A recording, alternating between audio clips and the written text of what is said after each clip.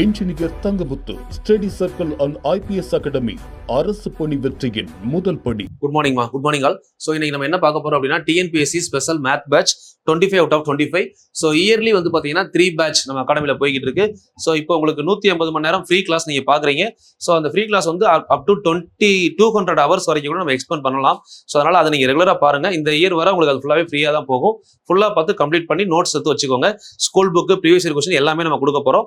So அது இல்லாமல் இந்த பேட்ச் எதுக்காக, ரெண்டுக்கு என்ன டிஃபரன்ஸ் அப்படின்னு பார்த்தீங்கன்னா நீங்க டேரக்டா என்கிட்ட இன்டராக்ட் பண்ண முடியும். ஸோ உங்களுக்கு ஒரு டவுட் அப்படின்னா அப்பவே கிளாரிஃபை பண்ணிக்கலாம். ஸோ அது மாதிரி இப்போ 200 ஹவர்ஸ் ஒரு டாப்பிக்கே என்னால் எடுக்க முடியுது அப்படின்றப்போ அந்த 200 ஹவர்ஸ் விஷயத்தை உங்களுக்கு வந்து ஒரு 100 ஹவர்ஸ்லயோ 80 ஹவர்ஸ்லயோ ஷார்ட்டா கொடுக்கணும்.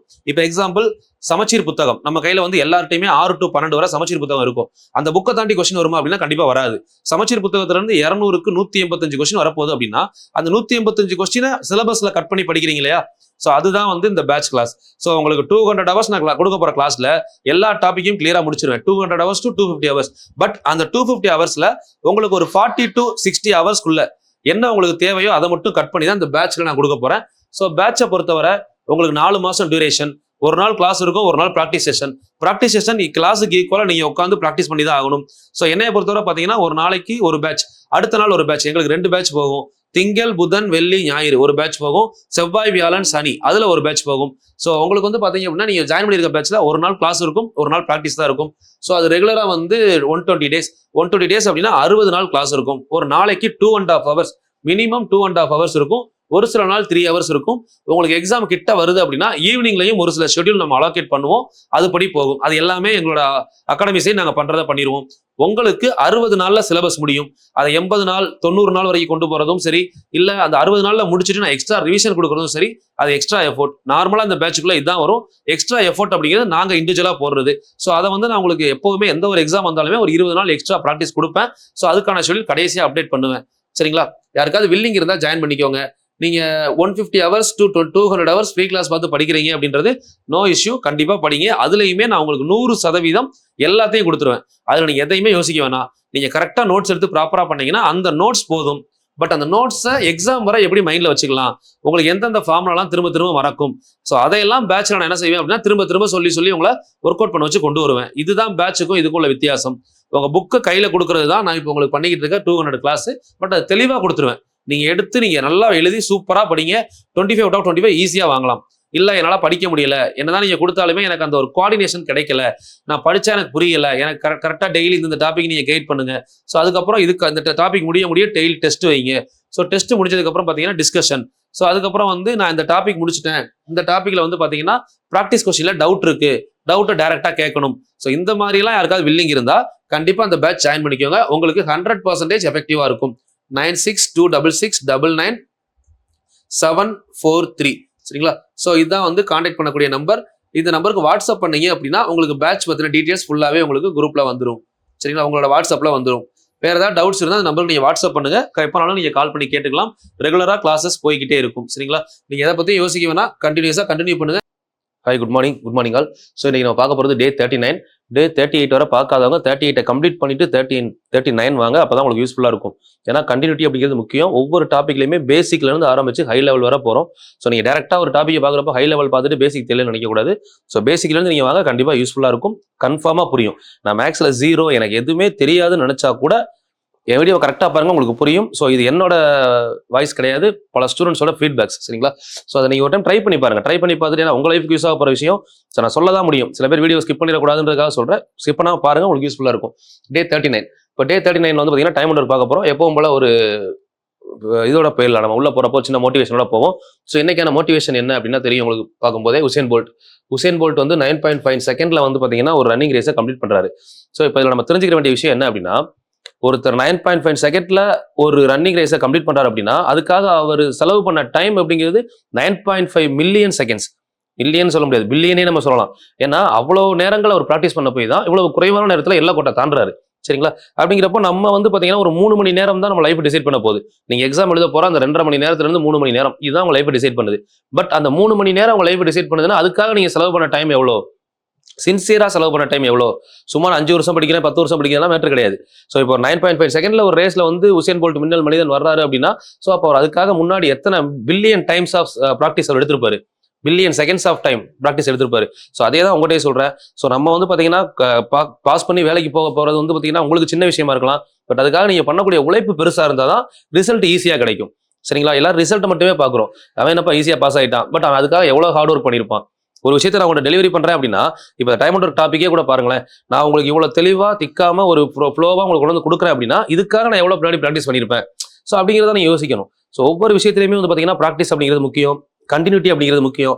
இது ரெண்டுமே கையில் இருந்தால் நீங்கள் நினச்சா எவ்வளோ பெரிய விஷயத்தை வேணால் சாதிக்க முடியும். ஸோ அதுக்கு ஒரு பெஸ்ட் எக்ஸாம்பிள். ஏன்னா எல்லாமே நம்ம கண்ணுக்கு தெரிகிற சின்ன விஷயங்களுக்கு பின்னாடி பெரிய உழைப்புகள் இருக்குன்றதை மறந்துடக்கூடாது. ஏன்னா கண்ணு முன்னாடி தெரியறதுனா சின்ன விஷயங்களா தெரியலாம், பட் அது பெரிய ரெக்கார்ட்ஸ். அந்த ரெக்கார்ட்ஸை சின்னதாக அவங்க கண்ணு முன்னாடி காட்டுறது, அதுக்கு பின்னாடி இருக்கக்கூடிய அவங்களுடைய பெரிய உழைப்பு, பல மணி நேர உழைப்பு, அதோட ரிசல்ட் தான் அவங்க முன்னாடி ரொம்ப ஷார்ட்டாகவும் வியூஸ் தெரிகிறது. சரிங்களா? ஸோ அதெல்லாம் புரிஞ்சுக்கணும். ஏன்னா எல்லாருமே வந்து பார்த்தீங்கன்னா இது தெரியும், பட் அவரோட உழைப்பு என்னங்கிறது இன்னும் சில பேருக்கு தெரியாது. ஸோ அதுக்காக தான் சொல்கிறேன். அதை கேஷுவலாக எடுத்துப்போம். பட் எந்த ஒரு சுச்சுவேஷன்லையும் சரி, ஒரு பிஸ்னஸோ ஸ்டடீஸோ எது பண்ணாலுமே நம்ம உழைப்பு பெருசாக இருந்தால் ரிசல்ட் வேகமாக இருக்கும். உழைப்பு சின்னதாக இருந்தால் ரிசல்ட் இருக்கும், பட் கொஞ்சம் தூரம் தள்ளி வரும்.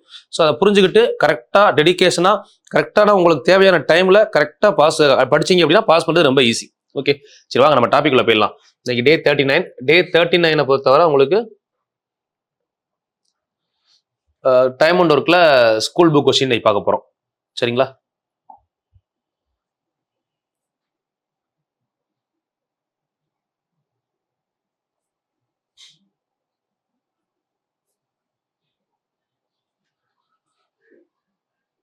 Time and work school book எடுக்காதவங்க ஸ்கூல் புக் எடுத்துக்கோங்க. ஸ்கூல் புக்கில் 8th புக்கில் இருக்கும் அந்த லெசன் 4.6 நேரம் வேலை. அப்படியே 1 by 1 எல்லாத்தையுமே பார்க்கலாம். ஸோ நம்ம நார்மல் மெத்தடுக்கே வந்துருங்க.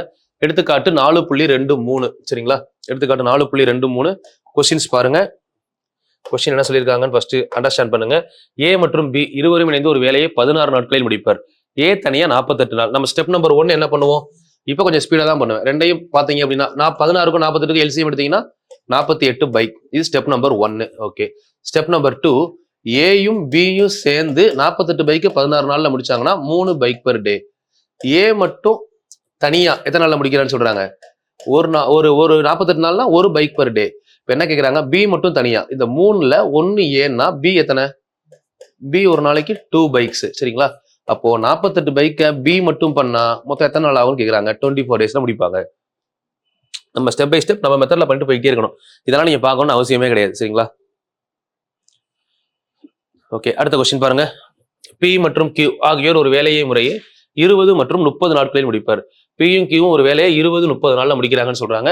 ஓகே, 20-30 அவர்கள் சேர்ந்து ஒன்றாக சேர்ந்து நாள் வேலை செய்த பின் கியூ சென்று மீதமுள்ள வேலையை 5 நாள்ல முடிக்கிறார். ஓகே, இந்த 5, 20, 30 மூணுக்கும் எல்சிஎம் என்ன அப்படின்னு பாருங்க. ஸ்டெப் நம்பர் 1 நமக்கு ஆன்சர் என்ன கிடைக்கும்? 30 × 20 60 வருமா? 30, 20 2 எல்சிஎம் பார்த்தீங்கன்னா 30 வராது, 60 தான் வரும். So 60 bikes.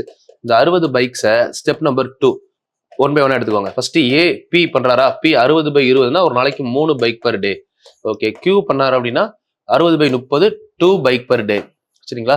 ஓகே, இப்போ அடுத்து வாங்க. சில நாட்கள் வேலை செய்ய தொடங்கி கியூ சென்று விடுகிறார். மீதமுள்ள வேலையை நல்லா பாருங்க. மீதமுள்ள வேலையை பி 5 நாள்ல முடிக்கிறார் அப்படின்னு சொல்றாங்க. பியோட 5 நாள் ஒர்க் என்ன? இது ஸ்டெப் 2.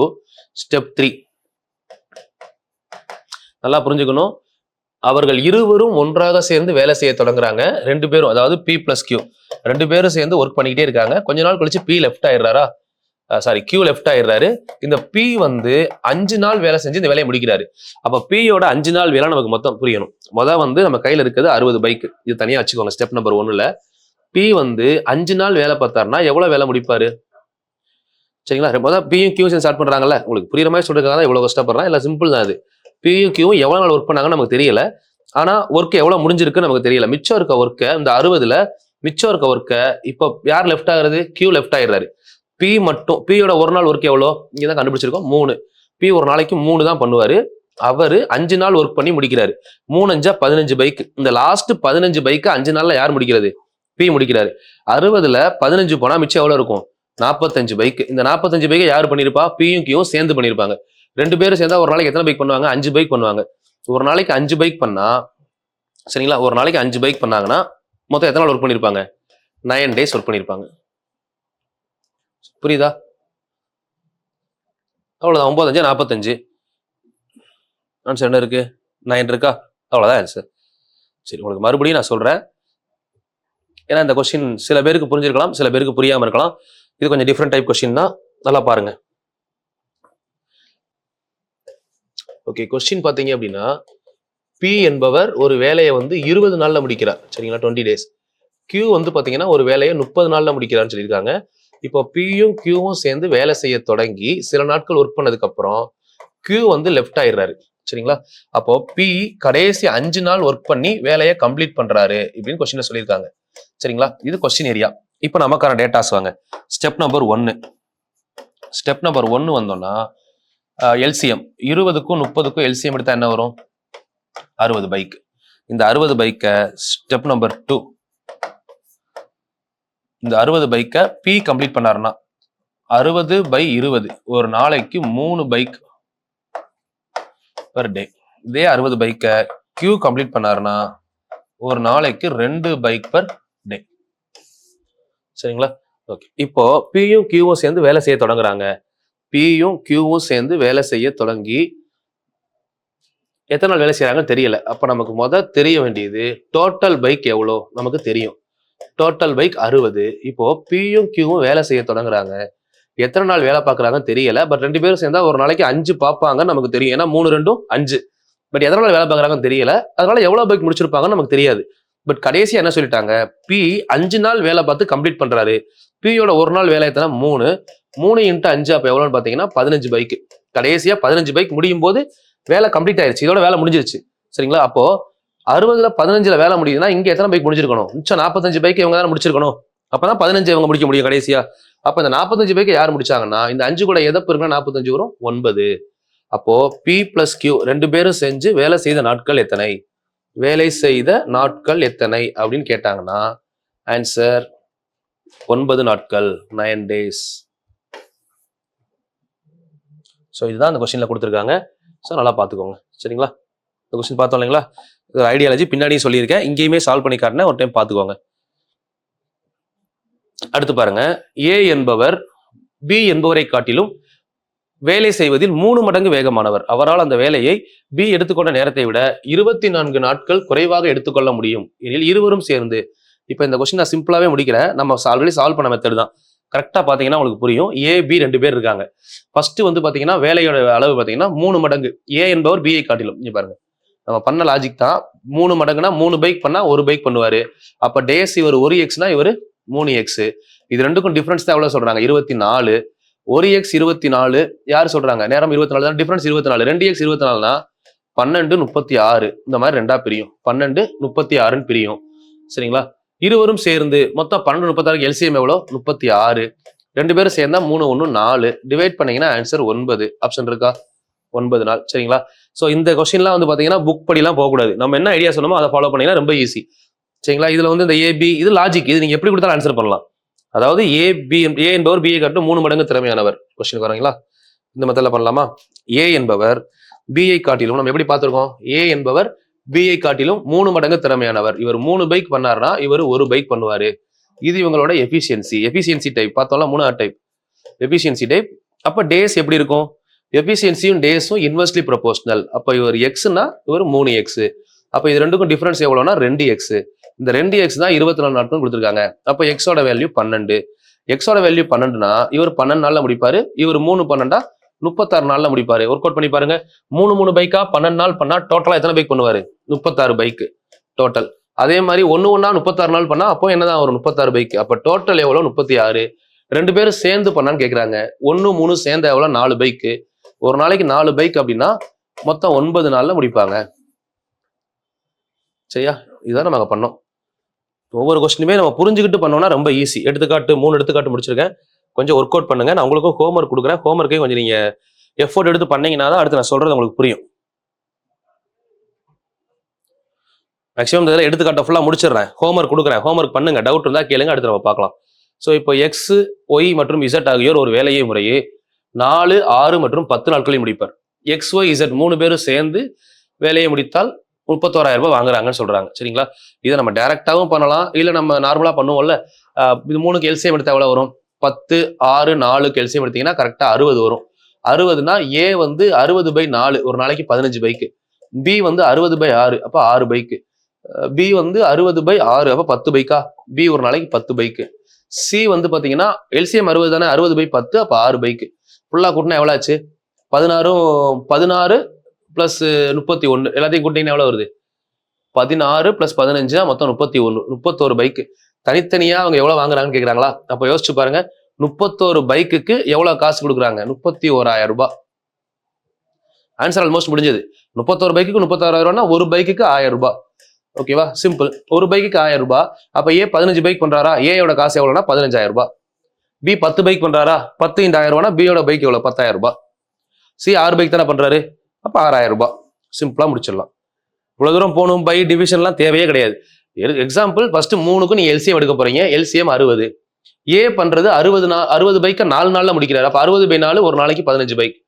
பி வந்து 60/6 10 பைக். சி 6 பைக் ஒரு நாளைக்கு. 31,000 ரூபாய் காசு கொடுக்குறாங்க. மொத்தம் பண்ற பைக் எவ்வளவு? ஒர்க் பண்ற பைக் 31 பைக். 31 பைக்கு 31,000 ரூபாய். கேன்சல் பண்ணா ஒரு பைக் 1000 ரூபாய். அப்ப 15,000 10,000 6,000. இதான் அவங்க எடுத்துக்கிற ஷேர். எழுதி நீட்டா நோட்ல நீட்டா எழுதிக்கோங்க. அடுத்து நீங்க பாருங்க. விக்ரம் ஒரு வேலையில் 1/3 பகுதியை பி நாளில் முடிப்பார். அவர் அந்த வேலையின் 3/4 பகுதியை 1/3 பகுதியை பி நாள்ல முடிக்கிறான்னு சொல்றாங்க. 1/3 பங்கு. ஓகே. அவர் அந்த வேலையின் 3/4 பகுதியை 1/3 இங்க கேட்டது 3/4 பகுதி. சரிங்களா? எவ்வளவு நாளில் முடிப்பாங்க? சிம்பிள். 1/3 பகுதியை பி நாள்ல முடிக்கிறாங்கன்னா அப்ப முழு வேலையை முடிக்க 3P தானே. 1/3 பாருங்க, 3 இருக்குன்னு வச்சுக்கோங்களேன். ஒரு பங்கு பி. அப்ப பினா 3P. மொத்த வேலையை முடிக்க 3P. அவர் 3/4 பங்கு அப்படின்னா இந்த 3P ஃபுல்லா பண்ணல, அதுல 3/4 பங்கு தானே பண்றாங்க. அப்ப ஆன்சர் வந்து 9/4P. அவ்வளவுதான் ஆன்சர். 9/4P வரும். ஓகேங்களா? சரி, ஒர்க் அவுட் பண்ணுங்க. ஒர்க் அவுட் பண்ணி இதுக்கு ஆன்சரை கீழே கமெண்ட் பண்ணுங்க. பி நாட்கள் 3 பகுதி. இப்ப நீங்க அப்படியே கூட எடுக்கலாம். Part days. பார்ட் கூடனா டேஸும் கூடும்ல. 1/3 வந்து எவ்வளவு நாள்ல முடிக்கிறாங்க? பி நாள். இப்படி கூட எடுத்துக்கலாமா? 1/3 1/3 பி டேஸ்ல முடிச்சாங்கன்னா 3/4 எத்தனை நாள்ல முடிப்பாங்க? டிவைட் பண்ணலாம், ஈக்குவல் பண்ணலாமா? ஏன்னா பார்ட் கூட கூட டேஸும் கூடும். அப்போ இதை தலைகீழ எழுதுறப்போ 4 மேல வருமா? 4/9 ஈக்குவல் டு P/X. இப்ப எக்ஸ மேல கொண்டு வாங்க. எக்ஸ் மேல வந்துட்டா, இந்த எக்ஸ் மேல வந்துட்டா இந்த 9/4 இங்க வரும்போது என்ன ஆகும்? 9/4Pன்னு வரும். நமக்கு ஆன்சர் என்ன வந்துச்சு? இங்க என்ன ஆன்சர் சொன்னேன்? 3 × 3 9/4 சொன்னா 9/4P. அவ்வளவுதான். இதே ஆன்சர் தான் வருது. இப்ப நம்ம கான்செப்ட் படி ஒர்க் அவுட் பண்ணிருக்கோம். இந்த மாதிரி ஒர்க் அவுட் பண்ணி காமிச்சிருக்கோம். 9/4P. இப்படி நம்ம எடுத்து பண்ணலாம். நேர்மாறல் எதிர்மாறல்ல. எம் நபர்கள் ஒரு வேலையை n நாட்களில் முடிப்பார். 4M நபர்கள் அந்த வேலையை டேஷ் நாட்களிலும், அதாவது எம் நபர்கள், எம் மெம்பர்ஸ் ஒரு வேலையை n டேஸ்ல முடிக்கிறாங்க. அப்போ 4M இங்க பெருக்குனா இங்க என்ன பண்ணணும்னு சொன்னேன்? வகுக்கணும். அப்ப எத்தனை நாள்ல முடிப்பாங்கன்னா n/4ல முடிப்பாங்க. 4M ஆச்சுன்னா அந்த வேலையை n/4 டேஸ்ல முடிப்பாங்க. அது மாதிரி m/4 நபர்கள் வந்தாங்க, இதுல பாதி ஆனாங்கன்னா இங்க 4n டேஸ்ல முடிப்பாங்க. நல்லா புரிஞ்சுக்கணும். இதை நீங்க அப்படியே எடுத்து எழுதிக்கலாம். m நபர்கள் n டேஸ்ல முடிச்சாங்கன்னா 4M ஆனா n/4 டேஸ் ஆகும். அதுவே m/4 ஆச்சுன்னா 4n டேஸ் ஆகும். குறைய குறைய கூடும். Because that is inversely proportional. சரிங்களா? ஸோ இப்போ எல்லாமே எக்ஸசைஸ். உங்களுக்கு எக்ஸாம்பிள்ஸ் ஃபுல்லாவே நானே சொல்லிட்டேன். இப்போ எக்ஸசைஸ்குள்ள வர்றோம். எக்ஸசைஸ்குள்ளேயுமே வந்து பாத்தீங்கன்னா பயிற்சி 4.4 பயிற்சி 4.4 சாரி 1.4 பயிற்சி 4.4. ஸோ அதுக்கப்புறம் வந்து பாத்தீங்கன்னா பயிற்சி 1.5ல பல்வகை திறனறி கணக்குகள் அப்படின்னு சொல்லி ஒரு பாட்டு இருக்கு. கிட்டத்தட்ட இது ஃபுல்லா சேர்த்து பார்த்தோம்னா இதுல வந்து பர்சன்டேஜ் வரும். இதுல ஒரு சில கொஸ்டின் மட்டும்தான் வருது. ஓகே, பெரிய ஏரியாவா தான் இருக்கு. ஸோ அடுத்த பார்ட்ல கூட நம்ம பார்க்கலாம். சரிங்களா?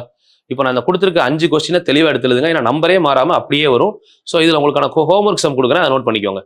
ஏன்னா நம்ம எல்லா டாப்பிக்கும் முடிச்சாச்சுமா, இதுக்கப்புறம் ஹோம்ஒர்க் கொஞ்சம் அதிகமாக பண்ணாதான் உங்களுக்கு ப்ராக்டிஸ் பண்ண முடியும். நான் ஆல்ரெடி சொன்னதுதான், எனக்கு எல்லாம் தெரியும் காமிக்கிறது இந்த சேனல் கிடையாது. எனக்கு தெரிஞ்ச விஷயத்த உங்களை எப்படி ப்ராக்டிஸ் பண்ண வச்சு உங்களை என் அளவுக்கு ஈக்குவலா ஸ்பீடா பண்ண வைக்கிறதா என்னோட வேலை. ஸோ அதனால என்ன பண்றீங்க, கண்டிப்பா நான் சால்வ் பண்ணுவேன். நீங்க என்ன பண்ணிடணும் அப்படின்னா, இதுல கோடிட்ட இடங்களை நிரப்புக இருக்கு இல்லைங்களா, இந்த கொஸ்டின்ல அப்படியே ஸ்கிரீன்ஷாட் எடுத்துக்கோங்க. 1 2 3 4 5 இந்த 5 கொஸ்டின். சரிங்களா? அடுத்து இந்த 5 கொஸ்டின் ஸ்கிரீன்ஷாட் எடுத்துக்கோங்க. அதுக்கப்புறம் அப்படியே கடைசி வாங்க. இல்ல கடைசியா ஒரு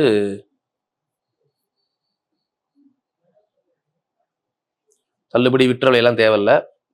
நமக்கு டைரெக்டாக எங்கே வந்துடணும் அப்படின்னா இந்த இடத்துல 5க்கு அப்புறம் இந்த 2 கொஸ்டின் 14, 15. இது ஹோம்ஒர்க் நம்பர் 6, ஹோம்ஒர்க் நம்பர் 7. இந்த 7 கொஸ்டின் இன்னைக்கு ஒர்க் அவுட் பண்ணுறதா உங்களோட வேலை. சரிங்களா? இந்த 7 கொஸ்டினை கம்ப்ளீட் பண்ணி இதுக்கான ஆன்சரை கமெண்ட் பண்ணுங்க. திரும்ப நான் அந்த 7 கொஸ்டினுமே நான் சால்வ் பண்ணுவேன் கிளாஸ்ல. பட் எத்தனை பேர் கமெண்ட் பண்ணுறீங்களோ உங்களுக்கு யூஸ்ஃபுல். ஓகேவா? நான் வந்து பார்க்கவா போறாங்க அப்படின்னு சொல்லிட்டு நீங்க இருந்தீங்க அப்படின்னா உங்களுக்கு தான் லாஸ். ஏன்னா நான் இப்போ வந்து பாத்தீங்கன்னா டைம் ஒன்று இருக்குல்ல, இதுக்கு முன்னாடி 4 பாட்டு தெளிவா முடிச்சாச்சு. இது ஆக்சுவலா 5வது பாட்டு. இந்த 5 பாட்டை நல்லா ஸ்டாண்டர்டா படிச்சிட்டீங்க அப்படின்னா இதுக்கப்புறம் டைம் ஒன்று இருக்குல்ல எது கொடுத்தாலும் போடலாம். ஏன்னா இப்போ நம்ம பார்த்தோம்ல 4 கொஸ்டின் நான் சால்வ் பண்ண பாத்தீங்களா, இதுல உங்களுக்கு என்ன சொல்றது அங்கே எக்ஸாம்பிள் அந்த 4மே வந்து எப்படி இருந்துச்சுன்னு பாருங்க. கொஸ்டின் ஃபுல்லா அந்த 4 கொஸ்டினுமே வந்து பாத்தீங்கன்னா டிஃப்ரெண்ட் மாடல். ஸோ அந்த 4 தெளிவா பார்த்துட்டீங்கனாலே ஐடியா கிளியரா கிடைச்சிரும். ஸோ அது இல்லாம இப்போ பார்த்துருக்க 7 ஹோம்ஒர்க் கொஸ்டினை தெளிவா முடிச்சீங்க அப்படின்னா இதை தாண்டி நீங்க வேற எதுவும் பார்க்கவே வேணாம். ஏன்னா அந்த மாதிரி சூஸ் பண்ணி தான் கொடுத்துருக்கேன். இதுக்கப்புறம் உங்களுக்கு கிளாஸ்ல எல்லாமே நான் சால்வ் பண்ணுவேன். ஆக்சுவலா இந்த கொஸ்டின் நம்ம கிளாஸ் ஒரு கொஸ்டின் நீங்க பாத்தீங்கன்னா தெரியும் செயின் ரூல்ல, அதனால தான் நான் கொடுக்கல. இந்த செயின் ரூல்ல நம்மளே சால்வ் பண்ணிருக்கோம் பாருங்க.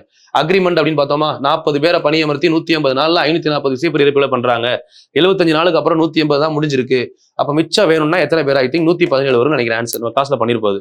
மொத்தம் 117. அதுல 45 கழிச்சா மிச்சம் 72 பேர் தேவை. கூடுதலாக தேவை 72 பேர்னு பார்த்திருப்போம். போன கிளாஸ்ல பாருங்க இந்த கொஸ்டின் நம்ம பார்த்திருப்போம். ஸோ இதுக்கு முன்னாடி எல்லாம் வந்து பாத்தீங்கன்னா உங்களுக்கு சிம்பிள் காம்பவுண்ட் அப்போ வரும்போது பார்க்கலாம். இப்போதைக்கு 5 + 2 இந்த 7 ஹோம்ஒர்க்கை முடிச்சு இப்போ கம்ப்ளீட் பண்ணி கீழே நீங்க எனக்கு ஆன்சரை கமெண்ட் பண்றீங்க. சரிங்களா? ஸோ எந்த அளவுக்கு நீங்க கமெண்ட் பண்றீங்களோ அந்த அளவுக்கு அடுத்தடுத்த ஃபீட்பேக் நீங்க ஃபீட்பேக் கொடுக்க அடுத்தடுத்த ஒர்க் என்கிட்ட மூவ் ஆகிட்டே இருக்குமா. சரிங்களா? ஏன்னா நான் வந்து என்ன சொல்றது, ஆன்லைன் ஆஃப்லைன் ஸ்டூடெண்ட்ஸ் வந்து நான் டேரக்டா ஏதோ ஒரு விதத்துல பேசிடுறேன். பட் யூடியூப்ல இருக்கவங்ககிட்ட உங்ககிட்ட என்னோட கம்யூனிகேஷன் அப்படின்னு பாத்தீங்கன்னா நீங்க கொடுக்குற கமெண்ட்ஸ், உங்களோட ஃபீட்பேக்ஸ், அது மட்டும் தான். நான் எல்லா வீடியோலையும் சொல்றேன். ஸோ இப்போ போன வீடியோஸ்ல நீங்க உங்களோட ஃபீட்பேக்ஸ் கொஞ்சம் என்ன சொல்லியிருந்தீங்க, ஒரு சில விஷயங்கள் வந்து பாத்தீங்கன்னா இன்னும் அதிகமாக கொடுத்தா நல்லா இருக்கும்னு சொன்னீங்க. நான் கொடுக்க மாட்டேன்னு சொல்லல. குரூப் 4க்குள்ள சிலபஸை முடிக்கிறேன். நீங்க என்னதான் நீங்க சொன்னாலும் உங்களுக்குன்னு ஒரு சில விஷயங்கள் வச்சிருக்கேன், அதை கரெக்டாக கொடுத்து முடிச்சிருவேன். அதை நீங்க யோசிக்க வேணாம். சரிங்களா? என்னோட ஃப்ரீ டைம்ல கண்டிப்பா வீடியோஸ் வந்துகிட்டே இருக்கும். ஒரு நாளைக்கு வந்து பாத்தீங்கன்னா நான் ஸ்டார்டிங் சொன்னதை விட இப்போ ஆல்மோஸ்ட் 20 ஹவர்ஸ் வரைக்கும் எனக்கு ஒர்க் இருக்கு. இதை தாண்டி உங்களுக்கு 1 ஹவர் வீடியோ அப்படிங்கிறது நான் ரொம்ப டைமை சேவ் பண்ணி தான் கொடுக்குறேன். சரிங்களா? இது எனக்கு ப்ரிப்பேர் பண்ணுறதுக்கு டைம் கிடையாது. ஆனால் எல்லாமே எனக்கு மைண்டில் இருக்கிறதுனால நான் ஸ்பீடாக அப்படியே கொடுத்துட்டு போய்கிட்டு இருக்கேன். ஸோ நீங்களும் அந்த அளவுக்கு ஸ்பீடாக வரணும் அப்படின்னா நான் கொடுக்குற homework, practice session, school book session, PYQ எல்லாமே ப்ராப்பராக பண்ணுங்க. உங்களால ஈஸியாக பண்ண முடியும். மேக்ஸில் 25 அவுட் ஆஃப் 25 அப்படிங்கிறது கண்டிப்பாக 100% எல்லாராலையும் எடுக்க முடியும். ஸோ இதுக்குள்ள உங்களுக்கு நம்பிக்கை வந்திருக்கணும். 37 கிளாஸ் ஆயிடுச்சு. இன்னமும் உங்களுக்கு நம்பிக்கை வரல அப்படின்னா 100 கிளாஸ்க்குள்ள அந்த நம்பிக்கையை கொண்டு வரதா என்னோட வேலை. சரிங்களா? அதனால நீங்க வேற எதையெல்லாம் யோசிக்க வேணாம். நம்மளாம் 25 அவுட் ஆஃப் 25 வாங்கிடுவோமா, நம்ம ஸ்கூல்ல இருந்தே மேத்ல வீக்கா இருந்தோம் அப்படின்றதான் யோசிக்காதீங்க. சில பேர் இன்ஜினியரிங் ஸ்டூடெண்ட் இருப்பாங்க, சில பேர் ஆர்ட்ஸ் இருப்பீங்க. ஸோ இதுக்கும் நம்ம படிக்க போற காம்படிட்டிவ் எக்ஸாமுக்கும் சுத்தமா சம்பந்தமே கிடையாது. ஏன்னா நான் ஆல்ரெடி சொல்லிட்டேன், 10th 12th ஸ்கூல் ஃபர்ஸ்ட் எடுத்திருந்தாலும் அப்ப படிச்சது மார்க்குக்காக, இப்ப படிக்கிறது லைஃபுக்காக. ரெண்டுக்குள்ள டிஃபரன்ஷியேட் கரெக்டா தெரிஞ்சிருச்சு அப்படின்னா உங்களோட சின்சியாரிட்டி ஆட்டோமேட்டிக்கா இன்க்ரீஸ் ஆகும். ஒருத்த மார்க்குக்காக அவ்வளவு உழைக்கணும்னு அவசியம் கிடையாது. பட் அந்த மார்க் தான் ஒருத்தவங்களோட ஐடென்டிட்டி அப்படிங்கிறது அப்ப தெரியாது நமக்கு. ஏன்னா ஏஜ் அந்த மாதிரி. இப்போ வந்திருக்க எல்லாருமே வந்து பாத்தீங்கன்னா கண்டிப்பா பல வயசுகளை கடந்து பல அனுபவங்களை எடுத்துக்கிட்டு இப்ப எங்க வந்து நிக்கிறீங்க. இப்போ இதை பாஸ் ஆனாதான் நமக்கு லைஃப். இதனால லைஃப் இல்ல, இது ஒரு மார்க் கிடையாது. உங்களுக்கு இந்த 25 மார்க் எடுத்தா உங்களுக்கு அவார்டு கொடுக்க போறது கிடையாது. ஆனா 25 மார்க் கொடுத்தா உங்களுக்கு வேலை கொடுக்க போறாங்க. ஸோ நம்ம அவார்டு இதெல்லாம் கொஞ்ச நேரம். இப்போ நான் ஸ்கூல் ஃபர்ஸ்ட் எடுத்ததுக்கு எனக்கு கூட பாத்தீங்கன்னா ஒரு கிஃப்ட் கொடுத்தாங்க. அந்த கிஃப்ட் வீட்டுல இன்னும் ஷோகேஸ்ல அப்படியே இருக்கு. அதை வச்சு எதுவும் பண்ண போறது இல்லை. ஆனா கவர்மெண்ட் ஜாப் போயிட்டோம்னா அது எல்லாருக்குமே தெரியும்ல. இதை நான் சொல்லணும்னு அவசியம் கிடையாது. அப்படிங்கிறதுனால 25 அவுட் ஆஃப் 25 இதெல்லாம் அவ்வளவு பெரிய கஷ்டம்லாம் கிடையாது. ஸ்கூல் டைம்ல தான் காம்படிஷன்ல அவனை பார்த்து பயப்படுறது, இவனை பார்த்து பயப்படுறது. இது வந்து உங்க லைஃப். விட்டீங்கன்னா தோத்துட்டீங்க, முடிஞ்சிருச்சு. சரிங்களா? இப்போ 10 பேர் உங்களை வந்து ஒரு அட்டாக் பண்ண வர்றாங்க அப்படின்னா இதை விட்டுட்டா நம்ம இல்லை அப்படின்றப்போ உங்களோட மைண்ட் செட் எப்படி இருக்கும்? அந்த மைண்ட் செட்ல இருக்கணும். ஸோ விட பாத்துக்கலாம் அப்படின்ற மைண்ட் செட் ஸ்கூலோட ஓகே. பட் இப்போ விட்டா பார்க்கவே முடியாது. இதுக்கப்புறம் ஏஜ் பாராயிரும். ஸோ கமிட்மெண்ட்ஸ் கூடிரும். ஒரு நாளுமே இப்போ சைக்காலஜிக்கலா வந்து பாத்தீங்க அப்படின்னா ஒவ்வொரு ஹியூமனோட கமிட்மெண்ட்ஸுமே ஒவ்வொரு நாளும் கூடிக்கிட்டு இருக்கு. அது காலேஜ் வரைக்கும் ஒரு ஸ்டூடெண்டால அதை அனலைஸ் பண்ணவே முடியாது. காலேஜ் லைஃப்பை முடிச்சுட்டு எப்போ வெளியே வர்றீங்களோ, நீங்க ஒரு பிரைவேட் ஜாப்ல வேலைக்கு ஜாயின் பண்றீங்களோ, அப்போ ஆட்டோமேட்டிக்கா உங்களோட கமிட்மெண்ட்ஸை உங்க மேல திணிக்க ஆரம்பிச்சிருவாங்க. நீங்க ஒரு வீடா இருக்கலாம், ஹவுஸ் லோன் எடுத்துருக்கலாம், இல்லை அப்படின்னா நீங்க பர்சனல் லோன் வாங்கியிருக்கலாம். இந்த மாதிரி ஒரு சின்ன விஷயங்கள் கூட, ஒரு பைக் எடுத்திருப்பீங்க. இப்படி சின்ன லோன் வாங்கி ஏதோ ஒரு விதத்துல உங்களோட கமிட்மெண்ட்ல கொண்டு வந்து உங்களை ஓட வைக்கிறதா அந்த சொசைட்டி. ஸோ அப்போ அந்த கமிட்மெண்ட்டுக்குள்ள நம்ம கமிட்மெண்ட்டை தாண்டி ஒரு விஷயத்தை சாதிக்கணும் அப்படின்னா ஒரு பர்டிகுலர் பிளான் இருக்கணும். ஸோ ஒரு கைடன்ஸ் இருக்கணும். இப்போ இந்த ரெண்டுமே நான் கொடுக்க ரெடியா இருக்கேன். மேக்ஸை பொறுத்தளவுக்கு 25 நான் கேரண்டி. மற்ற சப்ஜெக்ட்டுக்குமே நான் 1 by 1 வீடியோ கொடுக்குறேன்னு சொல்லியிருக்கேன்.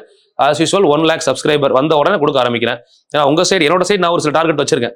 அதை அச்சீவ் பண்ண அடுத்த லெவல் நான் கொடுத்துக்கிட்டே இருப்பேன். சரிங்களா? ஸோ உங்களோட சப்போர்ட், கமெண்ட் பண்ணுங்க, லைக் பண்ணுங்க. வீடியோஸ் பிடிச்சிருக்கு, உண்மையிலேயே யூஸ்ஃபுல்லா இருக்கு அப்படின்னா உங்களுக்கு தெரிஞ்ச ஃப்ரெண்ட்ஸ் சர்க்கிள்ல கொஞ்சம் ஷேர் பண்ணுங்க. சரிங்களா. நான் இதுக்குன்னு தனியாக வந்து பார்த்தீங்கன்னா ஷேர் பண்ண முடியாது. ஏன்னா சில பேர் நம்ம வீடியோஸை எடுத்துமே சில பேர் வந்து மானிட்டைஸாக சென்ட் பண்ணிக்கிட்டு இருக்காங்க. ஏன்னா நமக்கான சோர்ஸை நம்ம என்ன வேணா பண்ணலாம். பட் நம்ம சோர்ஸை இன்னொருத்தவங்க எடுத்து விற்கிறாங்க அப்படின்னா அது தவறான விஷயம். அதை வச்சு தான் உங்களுக்கு கேட்குறேன், வேற ஒன்றும் கிடையாது. ஏன்னா இப்போ உங்கள் வீடு இருக்கு, உங்கள் வீடை நீங்கள் வந்து ஒத்திக்கு விடலாம், வாடகைக்கு விடலாம், ஏன் இன்னொருத்தவங்களுக்கு வந்து பார்த்தீங்கன்னா நீங்கள் விலைக்கு கூட விற்கலாம். ஆனால் உங்கள் வீட்டை வந்து இன்னொருத்தவங்க தான் எப்படி இருக்கும்? ஸோ இந்த மாதிரி தான். ஸோ நம்ம ஒன்று ஃப்ரீயாக கொடுக்குறோம் அப்படின்னு முடிவு பண்ணிட்டா அந்த ஃப்ரீயாக கொடுக்கறத ஃப்ரீயாக தான் போய் சேரணும். என்னோட டார்கெட். இப்போ நான் ஃப்ரீயாக கொடுக்குற விஷயம் தமிழ்நாடு ஃபுல்லாக ஃப்ரீயாக போய் சேர்றவரை நான் விட மாட்டேன். கண்டிப்பாக என் சைடில் நான் என்னென்னலாம் பண்ண முடியும் பண்ணிட்டு இருக்கேன். உங்கள் சைடும் சப்போர்ட் பண்ணீங்கன்னா இன்னும் நம்ம இலவசமாக கொடுக்கக்கூடிய விஷயங்கள் அதிகமாக வந்து சேரும். ஸோ அது 10 லட்சம் பேர் பார்க்குறாங்களான்றது எனக்கு மேட்டர் கிடையாது. ஸோ அதில் ஒரு 1000 பேர் கிராமப்புறத்துலேருந்து பார்க்குறாங்களா, அதில் ஒரு 100 பேர் சின்சியராக படிக்கிறாங்களா, 10 பேர் வேலைக்கு போகிறாங்களா, அது போதும் எனக்கு.